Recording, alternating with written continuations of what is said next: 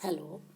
BSc part first की आज organic chemistry की क्लास में हम पढ़ेंगे एल्कीन्स के बारे में, इलेक्ट्रोफिलिक एडिशन रिएक्शंस और electrophilic addition reaction of hydrogen halides.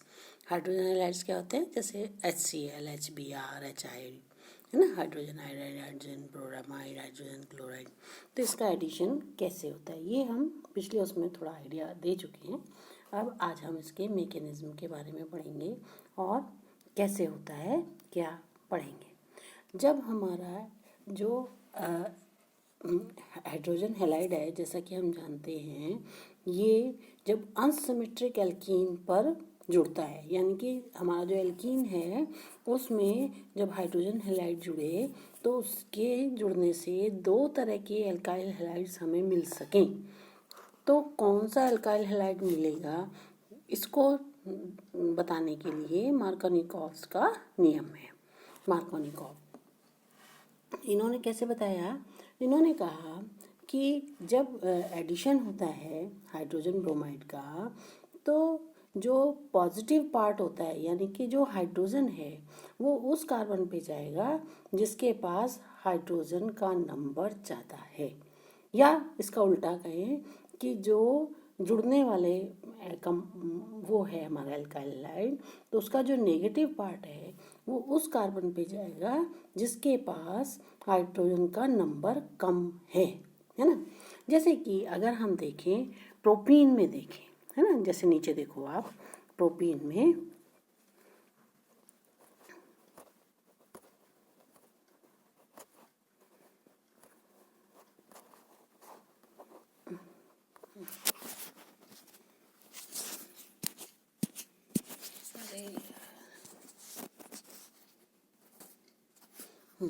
जैसे आप प्रोपीन में देखें नीचे यहाँ पर, ये हमारा हाइड्रोजन हैलाइड है ना, ये हमारा हाइड्रोजन हैलाइड है यहाँ पे, है ना। तो इसमें जब हाइड्रोजन हैलाइड का हाइड्रोलिटिक फिजन होगा तो क्या होगा, जो हैलाइड है उस पर नेगेटिव चार्ज आएगा और जो हाइड्रोजन है उसके पास पॉजिटिव चार्ज आएगा। तो जो नेगेटिव पार्ट है वो कहाँ जाएगा? उस कार्बन के पास जाएगा जिसके पास हाइड्रोजन का नंबर कम है, यानी कि जो हैलाइड आयन है वो कहाँ जा रहा है? C2 पर, क्योंकि इसके पास हाइड्रोजन का नंबर कम है। और पॉजिटिव पार्ट कहाँ जाएगा? जिसके पास हाइड्रोजन का नंबर ज़्यादा है, तो यहाँ आ जाएगा। तो हमें जो कंपाउंड मिलेगा वो कैसे मिलेगा? वो ये मिलेगा, है ना, कि मतलब सेकंड पोजीशन पर हैलोजन जुड़ेगा और फर्स्ट कार्बन पर एल्कीन हाइड्रोजन जुड़ेगा। तो इस तरीके से हमें मिलेगा। अब जैसे प्रोपीन है, कैसे होता कैसे है ना, तो हमें क्या मिलेगा? हमें 2 ब्रोमो प्रोपेन मिलेगा अगर HBr इसमें जुड़ता है। तो इसके लिए कैसे ये रिएक्शन होती कैसे है ये देखो। जब प्रोपीन है, इसके जब हम रिएक्शन कर प्रोपीन पर हाइड्रोजन ब्रोमाइड की रिएक्शन कराते हैं तो क्या होता है कि जो हाइड्रोजन ब्रोमाइड है ये 3 स्टेप में पूरी होती है। फर्स्ट स्टेप में हाइड्रोजन ब्रोमाइड का डिसोसिएशन होता है, ये देखो यहाँ पे, ये इसका डिसोसिएशन हो गया। जब ये डिसोसिएशन हुआ तो डिसोसिएशन होकर ये किस में गया? एक H आयन में बना, प्रोटॉन बना और एक ब्रोमाइड आयन बना। सेकेंड स्टेप में क्या होता है, क्योंकि कैसी है रिएक्शन, क्या है हमारी? इलेक्ट्रोफिलिक एडिशन है। इलेक्ट्रोफिलिक एडिशन है तो यानी कि पहले क्या जुड़ेगा? पहले प्रोटॉन जुड़ेगा। तो सेकेंड स्टेप में आप देखो क्या होगा। सेकेंड स्टेप में पहले हमारा प्रोटॉन जुड़ेगा। अब प्रोटॉन जुड़ेगा तो 2 पॉसिबिलिटी हैं, या तो वो इस वाले कार्बन पे जुड़े या इस वाले कार्बन पे जुड़े। अगर ये फर्स्ट कार्बन पे जुड़ता है, जैसा कि यहाँ जुड़ा, तो हमें क्या मिला? सेकेंडरी कार्बोनियम आयन मिला। और अगर ये सेकेंड वाले कार्बन पे जुड़े तो क्या मिलेगा? तो हमें प्राइमरी कार्बोनियम आयन मिलेगा। अब हम जानते हैं कि प्राइमरी कार्बोनियम आयन और सेकेंडरी कार्बोनियम आयन में कौन सा ज़्यादा स्टेबल होता है? सेकेंडरी कार्बोनियम आयन ज़्यादा स्टेबल होता है। तो यानी कि प्रोटॉन कहाँ जुड़ेगा?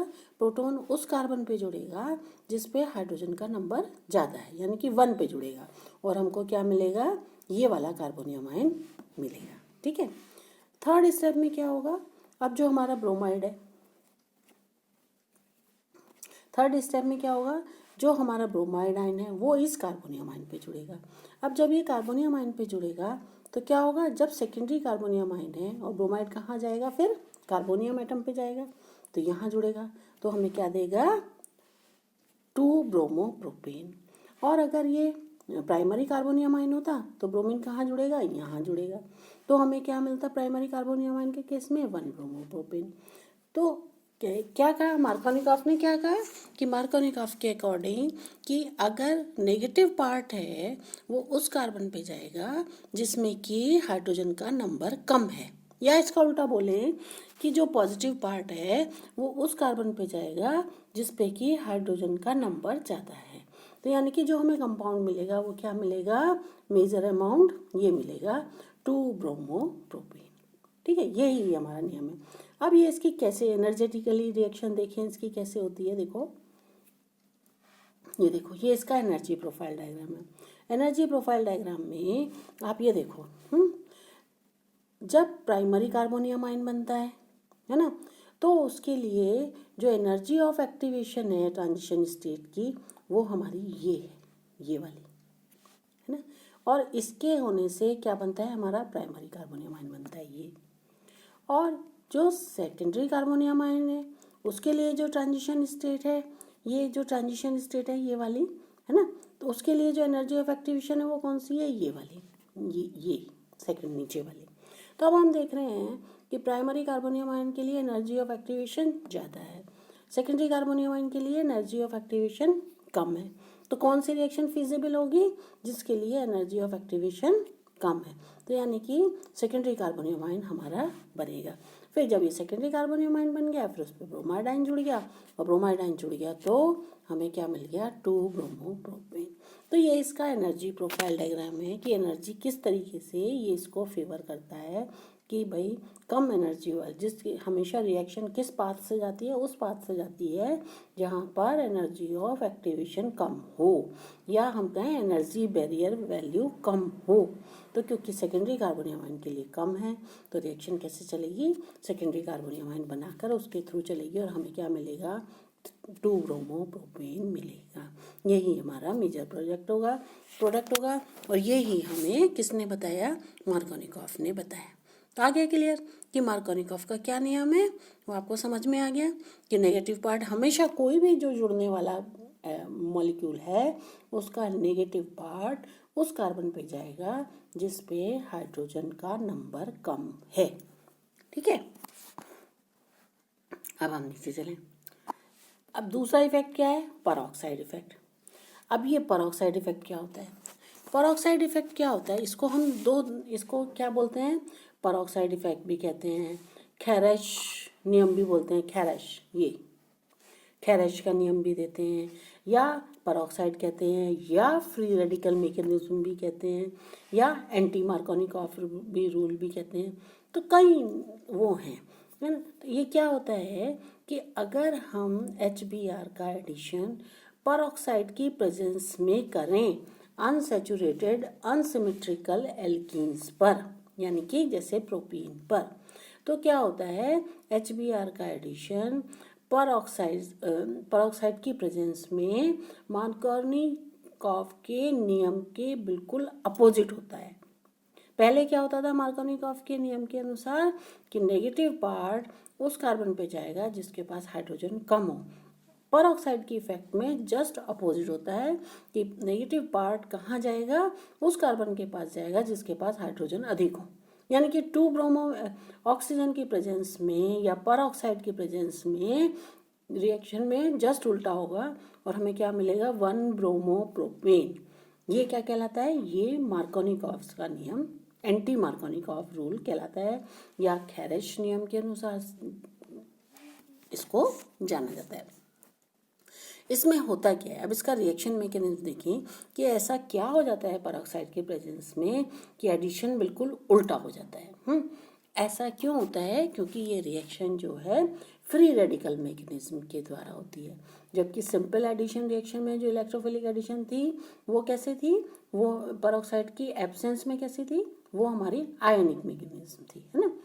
अब इसमें कैसे है ये देखो, सबसे पहले क्या होता है, ये 3 स्टेप में, ये भी 3 स्टेप्स में होती है। कैसे देखो, नीचे दिखा रहे हैं,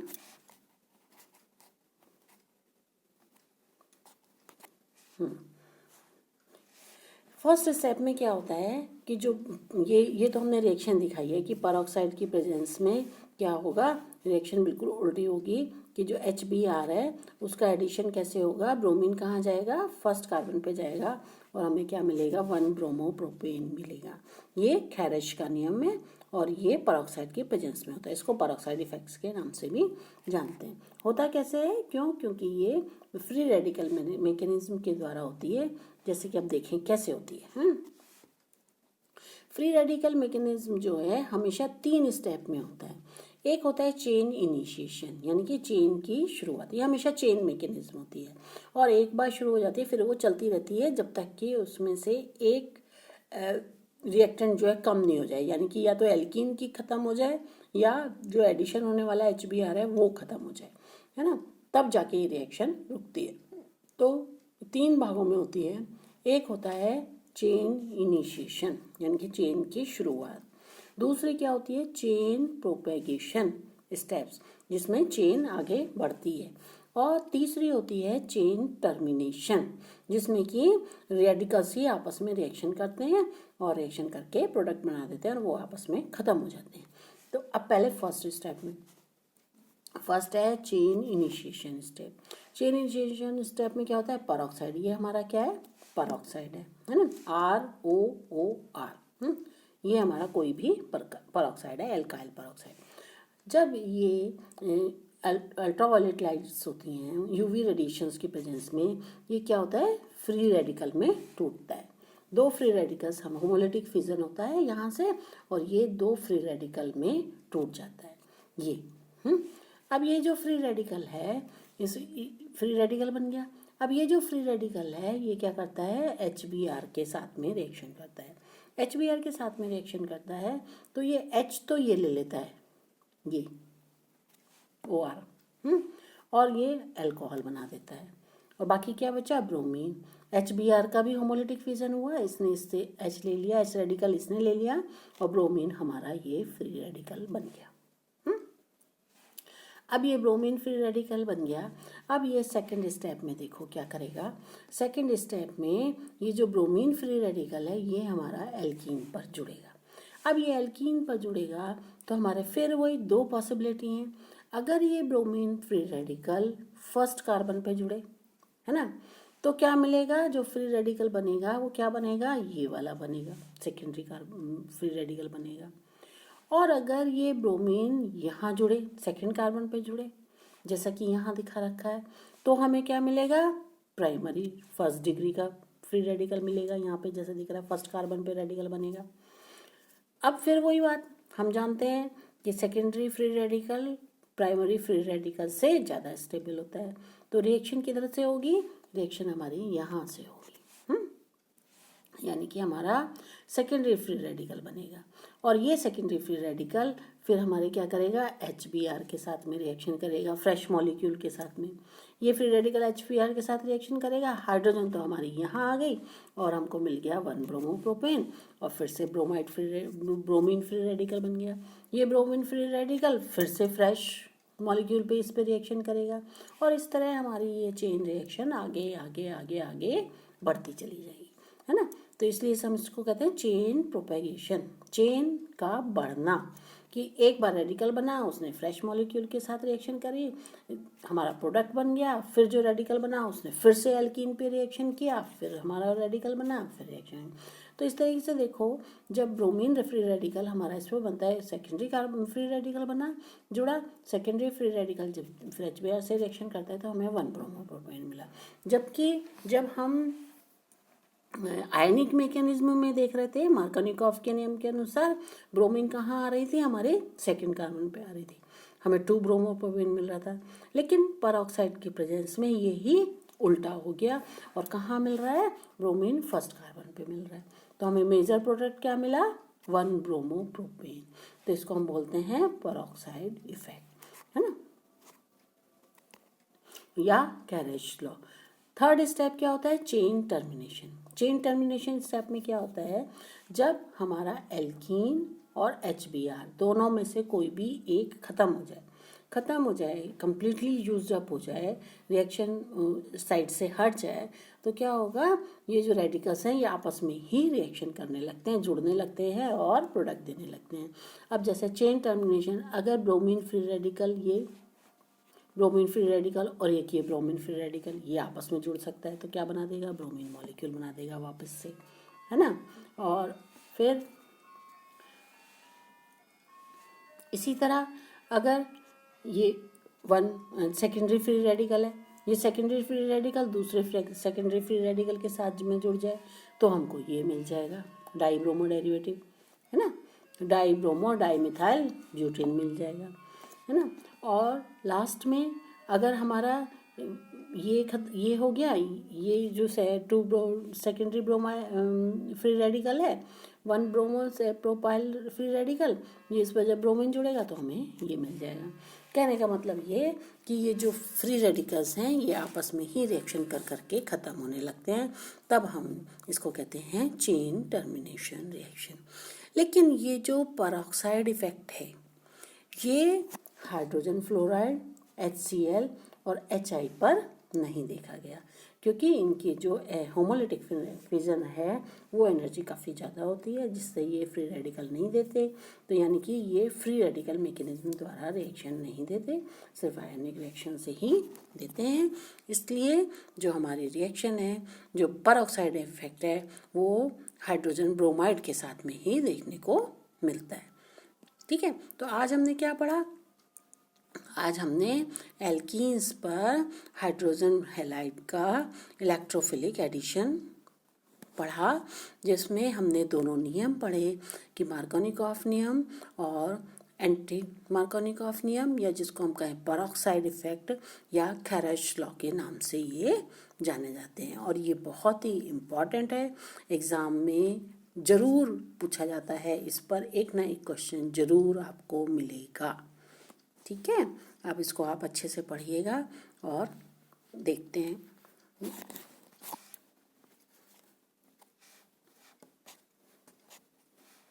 तब इतना ही करेंगे, थैंक्स। और आप आगे हम नेक्स्ट वीडियो में पढ़ेंगे।